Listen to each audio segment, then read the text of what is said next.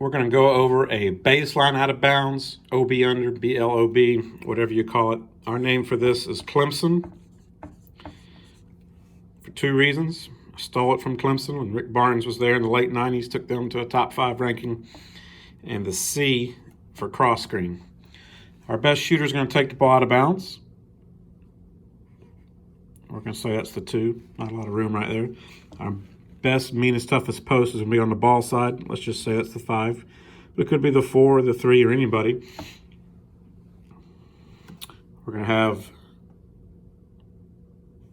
3 right here, point guard right here. So it's a box set. Again, try to run everything from the same set.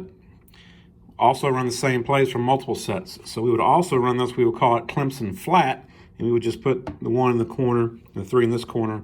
We have the same exact play, but from a different look. All right, so Clemson, first look, we're going to set a cross screen across the rim. 5's going hard across the rim, setting a screen for 4. 4 can go off either side, looking for a layup. To be honest with you, you rarely get that, but what you do get is 5 now sealing on this weak side and rooting out with their big backside for a little bounce pass right here for a layup. But you've got to work on it, and you've got to do the footwork. I have to make contact, and then I can either reverse pivot or open up. Depends on how they play it. But if they switch, let's say I have X4, then X4 is on my backside. There's no way I shouldn't be able to post them up. If they don't switch, again, be physical, work that weak side, get a lot of easy baskets there. Now, as that's happening, 3 and 1 are what we say playing games. One person's got to end up at the foul line extended, and one person's going to be the safety.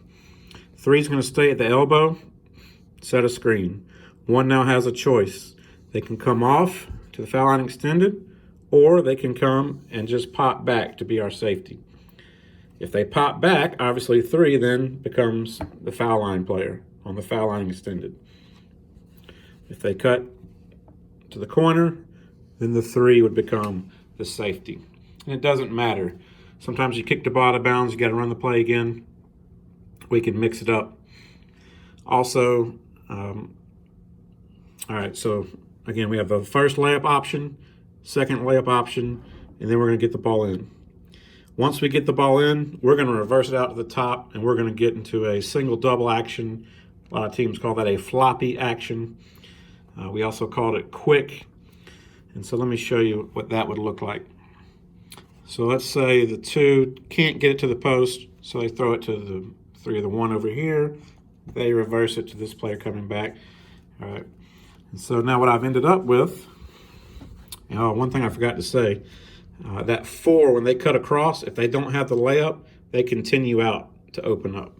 So let's say we got 4 out wide. We had 5 on the weak side. Now they got to get out of the lane to avoid the 3-second call. 2 who threw it in steps under the rim. Now we're going to get into that single-double. So let's just say the 1 ended up with the ball here. It could be the 1 or the 3.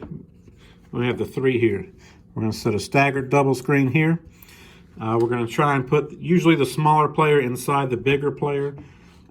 It makes it harder for people to switch, but nowadays so many people switch everything, it's not a big a deal. But I've got a single screen on one side, a double screen on the other. 2's going to fake away from where they want to go. I can go off this side, which is often good on out of bounds plays, come out opposite of where we threw it in, or I can come back off this double screen. If he or she comes off that double screen, all right, I've got the shot, catch and drive. And both post players, the 4 and the 5, after they screen, are going to post up. If 2 comes off this double screen, then the first screener right here is going to come off the single screen. So you're going to end up with somebody, a wing coming off each side or a perimeter player, and then on both sides you're going to have post-ups. So it's reducing your teaching time because on both sides I'm just going to screen and post up, screen and post up. It's harder to guard because this person can go either way. If they go off the single screen, so we have the 5 screening here, 2's under the rim. We got the 3 and the 4 setting a double screen there. If 2 chooses to come off the single screen. Then 3 just peels off this single screen. So no matter which side they go off of, we're going to end up with a perimeter on each side and a post on each side. So the point guard has to declare a side. Usually they're going to go to the side that our shooter goes to, but if we've run this several times, they might try and mix it up. So in this case, let's say our shooter came off this side, so one's maybe going to take a dribble, shorten that pass, and pass it right here. Now it just goes into your principles. We got a catch shot, we got a catch drive, we have a post up right there, and we can feed the post.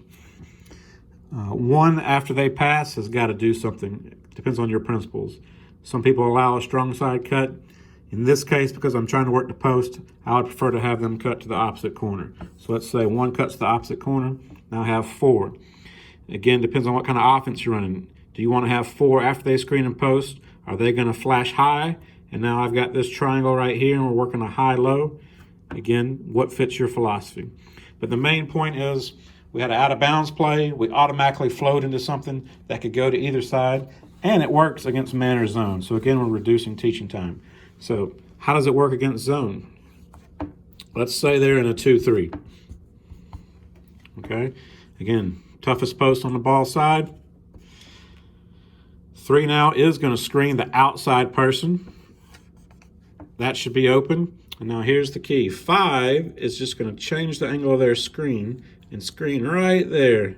And 4, instead of coming all the way across looking for the layup, is going to stop right behind them looking for a little lob. You'd be amazed how many times you get that, especially if they take this middle person and they cheat them down trying to help on the pass.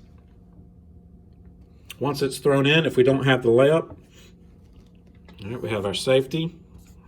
So let's say we can't get the layup, so we throw it in there. What do? Same thing, reverse it out. Well, oh no, they're in zone. What do we do? Doesn't matter. Let's say the 1 ends up with the ball. We have the 3 here, the 4 here, the 5 and the 2. What do? They're in a 2-3. We just screen the zone. I probably want to come off to the double side, but no, I've screened in both sides right there. Or I can attack the weak side. If 2 comes here, 1's going to attack the outside shoulder, trying to get this person to play him. Now if I screen in right here, that should be a wide open shot in the corner. Or if this defender cheats out, now I'm able to feed it into the post and you're in your normal zone read plays. So 1 out of bounds play can go either side, inside and outside options, man or zone, have a secondary option, nothing to pull out and talk about. We do it automatically from flow, and it's something that's very smooth and effective. If you like it, put it in. If you don't, run something better.